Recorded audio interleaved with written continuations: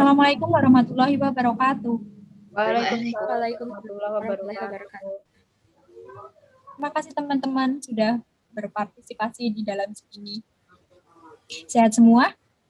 Alhamdulillah. Sehat. 5 hari yang lalu kita baru saja merayakan hari lahir Pancasila. Pancasila itu sebagai cita-cita dari pemimpin rakyat terdahulu. Pancasila itu kan ada 5 sila tuh yang berbunyi, yang satu ketuhanan yang Maha Esa, yang kedua kemanusiaan yang adil yang beradil, yang ketiga persatuan Indonesia, yang keempat rakyat yang dipimpin oleh hikmat kebijaksanaan dalam permusyawaratan perwakilan, yang kelima keadilan sosial bagi seluruh rakyat Indonesia. Nah, ngomong-ngomong keadilan, menurut kalian keadilan tuh seperti apa sih yang udah ditegakkan di Indonesia? Udah adil belum? Terus hukumnya itu menurut kalian gimana sih? Tumpul ke bawah, apa tumpul ke atau tajam kemana? Ada yang mau kalau menurut menyangga dulu nggak? Kalau menurut aku sih ya Mbak, kalau dilihat dari kenyataan-kenyataan terus dari banyak-banyak kasus yang menjerat para rakyat-rakyat yang di bawah itu ya emang gitu. Jadi tumpul ke atas dan tajam ke bawah. Jadi si miskin selalu salah dan selalu disalahkan. Mentang-mentang menurut kita miskin terus kalau kita kalian gimana? Gitu ya, gitu. Itu ada contoh kasusnya nggak sih? Yang kasus kayak gitu? Ya, ini mungkin Untuk lebih dijelaskan keadilan. Dulu ada sih ya, pernah baca aku si nenek Asyani apa Saulina ya? Saulina kayaknya sih. Kalau nggak salah nenek Saulina ya. Dia itu nenek-nenek berusia 92 tahun dan dia itu dilaporkan ke polisi sama saudaranya sendiri karena menebang pohon durian. Nah, dari judulnya aja udah lucu ya, nebang pohon durian dan dia dilaporin gitu. Jadi kronologinya tuh si nenek Saulina itu dia ingin membereskan atau membenahi kuburan dari suaminya itu. Nah, terus salah satu yang dia lakukan adalah menebang beberapa pohon, kayak pohon kopi dan pohon durian. Nah, setelah selesai ini, tepatnya di bulan Februari 2017, itu tuh si yang saudaranya yang namanya Japaya, itu dia melaporkan nenek Saulina sama 6 anaknya ke polisi karena dugaan pengrusakan tanaman, gitu. Menurut kalian, kalau menurut aku sih itu agak wah gini amat gitu. Menebang tanaman ya iya kalau gitu ya. Itu tanahnya milik siapa? Gimana? Tanahnya milik siapa? Tanahnya itu kalau aku baca itu bukan miliknya dia loh, itu milik orang lain. Jadi orang si A, kita anggap si A ya karena aku agak lupa namanya. Jadi si A ini dia itu punya tanah dan dia mewakafkan tanahnya itu sebagai tanah pekuburan. Tanahnya itu sebagai tanah pekuburan, dia mewakafkan. Nah, terus kalau aku baca di artikelnya itu, suaminya nenek Saulina itu dikuburkan di sana. Nah, pada November 2016 tepatnya, itu dia itu sama ke-6 anaknya, dia itu minta izin sama si pemilik lahan untuk membereskan atau membersihkan lahan suaminya itu. Dan dia diizinkan gitu. Terus setelah selesai, dia itu dilaporkan sama saudaranya sendiri karena pengerusakan tanaman. Pendapat kalian gimana? Lingkungan atau tanaman? Kerusakan lingkungan atau tanaman? Tanaman, soalnya yang kalau menurut artikelnya itu spesifiknya tanaman ya, soalnya dia merujuk sama pohon durian yang katanya punya dia, si Japaya ini, si pelapor. Katanya dia iya itu aku gimana? Itu aku mau nambahin, bener nggak ya kalau si neneknya sama 6 cucunya itu dipenjarain semua gitu? Oh, kalau itu iya memang ada si 6 anaknya itu tuh berapa bulan ya di penjara, sekitar 6 bulan gitu, 6 bulan di penjara dia. Terus kalau nenek Saulina itu dia sekitar 2 bulan 14 hari kalau nggak salah, mereka itu di penjara. Ya apa ya yang bisa dilakuin nenek-nenek gitu, dia kan nggak ngerti gitu urusan kayak gitu, terlalu capek ngurusin kayak hukum-hukuman gitu, aparat kepolisian gitu, nggak ngerti apa-apa, dia nyawa pengacara mana tahu ya kan, udah tua. Iya sih. Wah, udah tua juga sih. Itu juga apa? Juga kebanyakan Pengacara juga mahal. 92 tahun men umurnya gitu. Siapa yang menjadi motivasi saudaranya buat ngelaporin nenek? Kayaknya itu deh Mbak. Mereka di mana? Pengen uangnya gitu kan nggak mungkin kalau nggak pengen ngelaporinnya ada jeda yang banyak gitu loh. Oh iya, jadi harusnya bisa diselesaikan dengan kekeluargaan aja.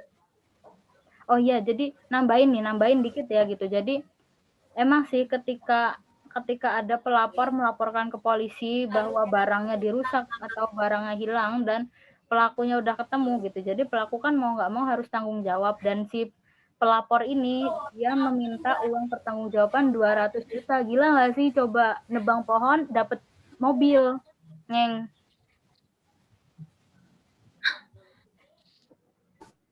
Coba kau bayangkan. Itu kayak denda logis gitu. si pelapor itu cuma pingin uang, udah fix. Dia pingin uangnya. Tapi kan mereka mempertaruhkan kekeluargaan mereka demi uang. Ya kalau gitu mah, kalau uang 200 juta mah yang mending korupsi aja sekalian kan. Ya, Di penjara nggak seberapa, ganti ruginya juga nggak seberapa kan. Iya, benar. Yang dikorupsi juga banyak. Gimana Mbak Fer? Ya, mending korupsi. Ya mending kalian Apa jadi itu? pejabat aja, habis itu korupsi ya gitu. Korupsinya berapa triliun, ganti ruginya berapa miliar gitu. Cuma ngambil duit seiprit aja buat beli permen, kalau bagi mereka buat dendanya doang. Penjaranya nggak seberapa, rutannya cakep lagi. Rutannya sama rumahku. Iyalah kayak Gila sih. iya rutannya ada AC, ada segala macem gitu. Ya Allah, kayak orang mau staycation. Nah, gitu ya hukum di Indonesia. Kalau sama orang kaya itu nggak cuma ngikutin formal, tapi hati nurani dipakai. Coba kalau ke orang miskin, ya udah cuma formalnya aja, hati nurani nggak dipakai. Yang gitu nggak sih? Orang miskin mah tuh gitu iya. loh.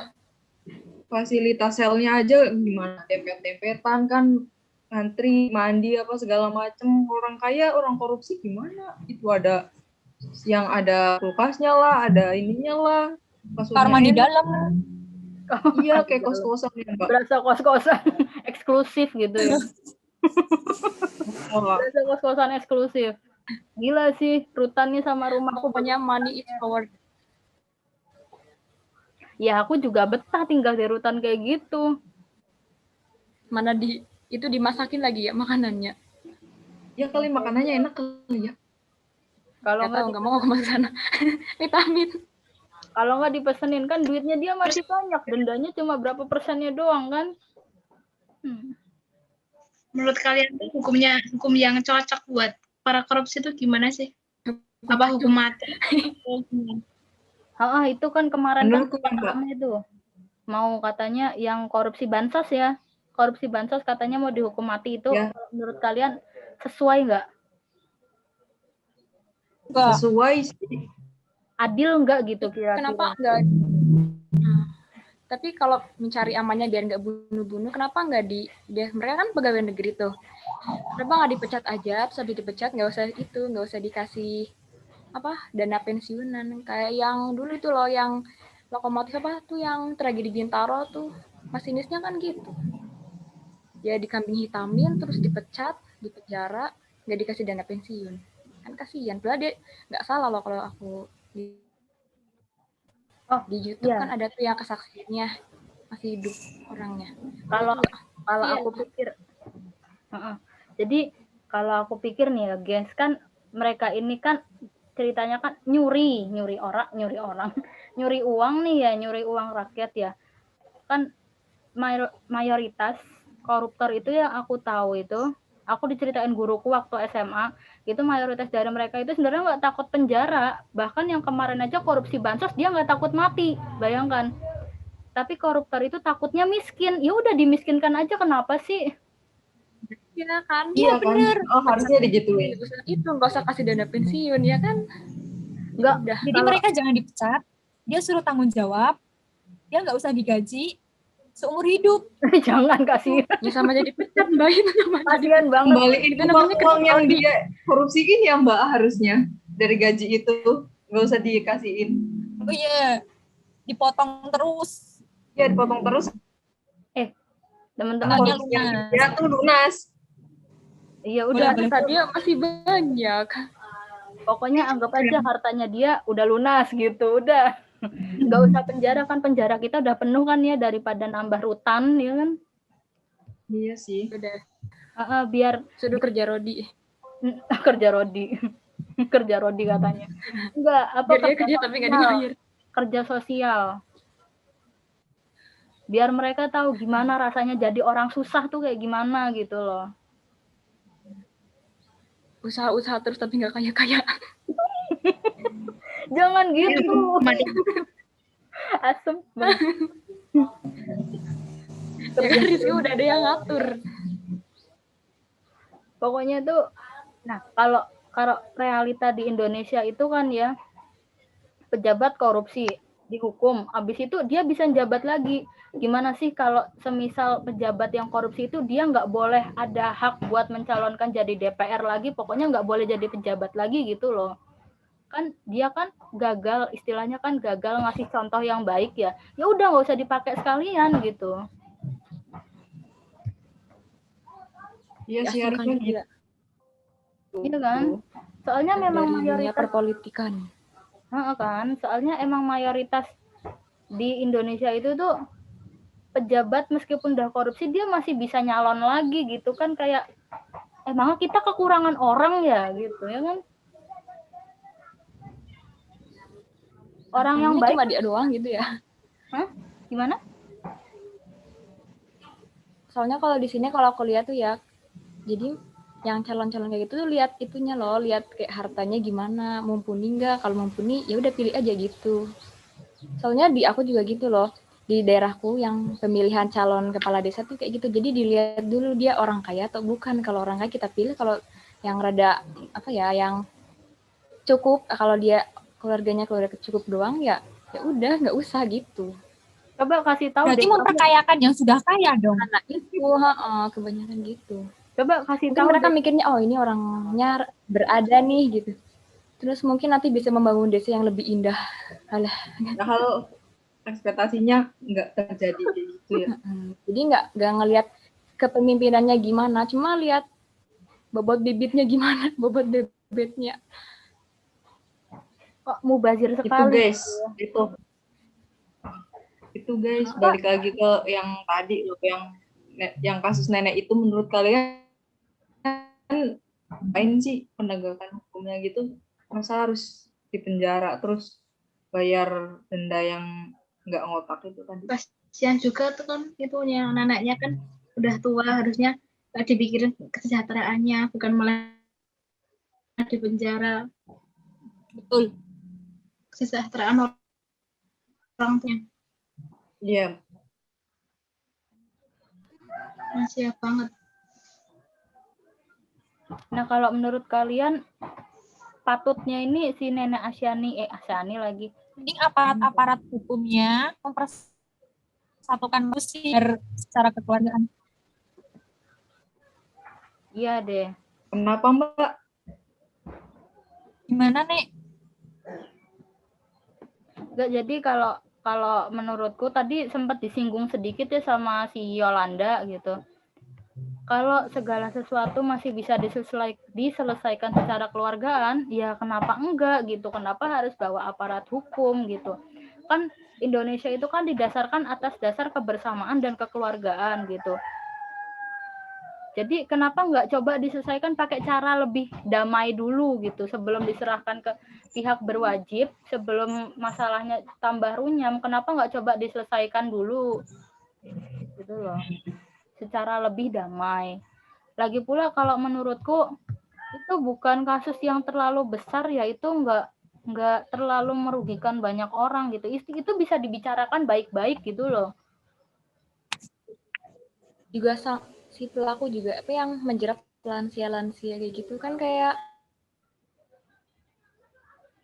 nggak tahu, ibaratnya dia nggak tahu apa-apa kok, aku disalahin loh, ini kenapa gitu.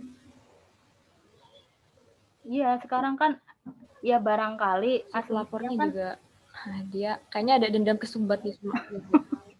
dendam kesumbat Mbak. Nah jadi lagi pula kan si nenek udah tua ya, barangkali dia nggak tahu itu pohon punya siapa, ya kali harus merhatiin banget gitu. Aku aja nggak tahu kalau pohon depan rumahku itu punya siapa kok. Bisa jadi punya orang kan? Iya. Tebang aja loh. Jual. Gitu, jadi ya diminta pemaklumannya aja, dihukum silahkan, tapi tolonglah hukumannya agak ngotak dikit gitu, gimana gitu ya. Harus sepadan dengan kejahatan yang dia lakukan gitu lah ya. Iya, pikirku juga gitu. Kenapa sih kok nggak koruptor tuh nggak dihukum mati aja, biar apa ya, ada hukuman, ada rasa jerahnya gitu buat sama calon-calon para korupsinya itu loh. Kenapa nggak dihukum mati aja biar selesai lah. Terus keluarga juga disuruh ganti rugi sesuai dengan yang dikorupsi gitu. Harusnya lebih tinggi dari yang dikorupsi. Biar dia bangkrut sekalian. Paham sih ya, kebetulan katanya kalau dihukum mati berarti dia nggak pakai denda gitu. Enggak, nanti kan itu didenda, dikasih apa ya, bayar denda dulu lah. Habis itu tetap dieksekusi mati. Kenapa nggak diterapin gitu loh sampai sekarang? Kayaknya lebih enak itu deh, Pak. Hukum sosial gitu. Dimiskinin juga kan boleh, terus temen-temennya ngejudge gitu kan. Kayaknya itu lebih ngena deh daripada harus mati doang tanpa ngerasa bersalah gitu hidupnya. Kayak Menurut itu. Kayak dikucilkan dari masyarakat gitu. Nah ya gitu mending. Demi efek jerah ya berarti. Gitu. Tertekannya tuh kalau rasa sebenarnya. Juga kalau membunuh-bunuh tuh kayak masih tabu ya kan di Indonesia. Kayak hukuman mati, hukuman kayak gitu kayak masih tabu loh. Selain itu kan setiap orang kan kalau menurutku masih bisa berubah ya. Harusnya masih dikasih kesempatan untuk berubah gitu. Ya cobalah kita kasih kesempatan itu sama mereka untuk merubah diri jadi lebih baik gitu. Kalau menurut aku hukum dimiskinkan lebih cocok sih buat pelaku koruptor, supaya mereka tahu caranya hidup susah dan mereka bisa ngerasain kalau perbuatan mereka dulu itu salah gitu. Mereka bisa sambil merenungi, terus akhirnya mereka bisa sambil bantu masyarakat menengah ke bawah ya khususnya gitu. Kerja sosial misalnya. Ya kan? Soalnya mereka kan selama jadi pejabat mereka semena-mena, jadi ya udah sekarang kamu kerja coba langsung di masyarakat seperti apa gitu. Rasain kamu sekarang gitu. Jadi orang susah tuh gimana? Gimana kalau menurut kalian? Setuju sih, Mbak. Efektif gak sih kalau kayak gitu? Gimana? Nanti kalau malah tambah semena-mena gimana? Caranya semena-mena kan dia udah gak punya duit. Tapi malah itu lagi, korupsi lagi. Ya kan udah dimiskinkan, kan hukumannya dimiskinkan, dikucilkan. Nah, dia udah miskin. Biar mentalnya itu, biar kena mental. Mental, tolong bengek. Iyalah kalau cuma dikucilkan doang masih punya harta, dia pasti masih semena-mena lah. Iya dong. Mentang-mentang orang kaya lu gitu. Men, kalau dipikir siapa sih yang mau ngucilin orang kaya ya kan? Ya makanya mending kita dimiskinkan saja. Ntar dia juga kekucilin sendiri. Kalau aku Secara nggak pikir langsung. hukuman dimiskinkan lebih baik sih. Ya asumsinya itu tadi, karena beberapa koruptor itu bahkan nggak takut mati gitu. Karena beberapa koruptor itu malah nggak takut mati, mereka lebih takut kehilangan harta. Ya itulah kenapa mereka korupsi. Gitu. Tapi kalau menurut pendapat kalian beda ya nggak masalah dong.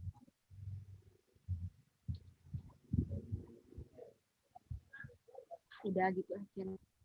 Biar dia kena mental lahir batin.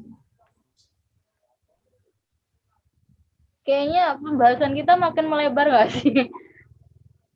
Tadi udah bahas macem-macem banget ya.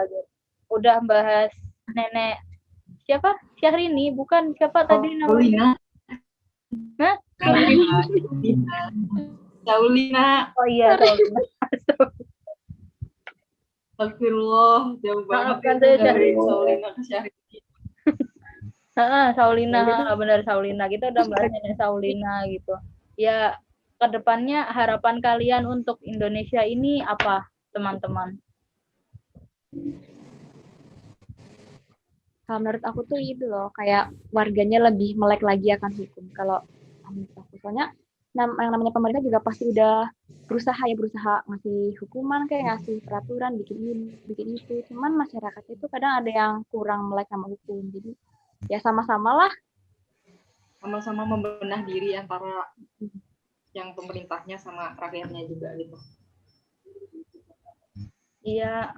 Kalau aku sih lebih konsisten buat penegakan hukumnya sih, biar lebih apa ya, ada lebih konsistennya gitu loh, biar nggak ngambang.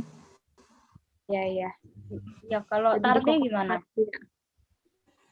Jadi kalau menurutku lebih ke ini sih, penegak hukumnya itu oknum-oknum yang menyalahgunakan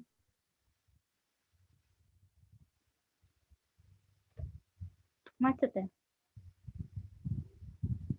dalam menyelewengkan. Kalau aku harapanku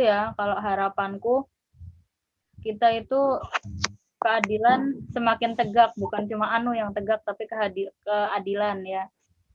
Anu itu banyak guys. Oh iya. Jadi itu orang itu dihukum nggak secara kasat mata, kita kan harus lihat sebab musabab dia melakukan kejahatan juga gitu loh. Asal muasalnya itu juga harus dinilai gitu. Nggak cuma oh kamu bunuh orang, kamu harus dibeginikan, kamu harus didenda sekian gitu. Tapi kan setiap orang melakukan kejahatan itu kan pasti punya alasan. Nah kita harus melihat dari sisi itunya juga kalau menurutku. Gitu sih. Ada yang mau menambahkan barangkali? Kayaknya kita udah cukup cerewet dari tadi ya. Udah banyak topik yang kita bicarakan, udah panjang lebar. Udah nggak tahu bahas apa tadi ya, udah pokoknya ngobrol aja gitu ya. Ya udah kayaknya mungkin saking ke belum tegaknya gitu ya, jadi banyak korupsi jadi. Ada yang mau menambahkan lagi? Udah Mbak, kayaknya cukup. Udah ya? Mbak. Gimana? Fer? Udah panjang. Udah panjang. Udah kayaknya udah panjang banget ya. Ya udah sih, mungkin pembahasan kita cukup sekian ya, soalnya takutnya makin melebar. Bisa 2 jam kalau mau diterusin nih sebenarnya. Tapi kayaknya tadi udah cukup puas sih cerewet-cerewetnya.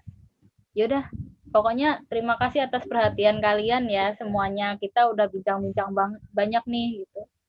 Semoga kedepannya Indonesia bisa jadi negara yang kita harapkan tadi, yang kita utarakan permintaannya tadi ya. Semoga aja kedepannya Indonesia lebih baik. Terus implementasi Pancasila juga makin nyata, semoga aja. Ya baik, sepertinya sudah cukup ya pertemuan kita siang sore hari ini. Kurang lebihnya kalau ada salah kata saya minta maaf nih sebelumnya. Kesalahan kalian juga tak maafkan. Ya. Jadi wassalamualaikum warahmatullahi wabarakatuh. Waalaikumsalam warahmatullahi wabarakatuh.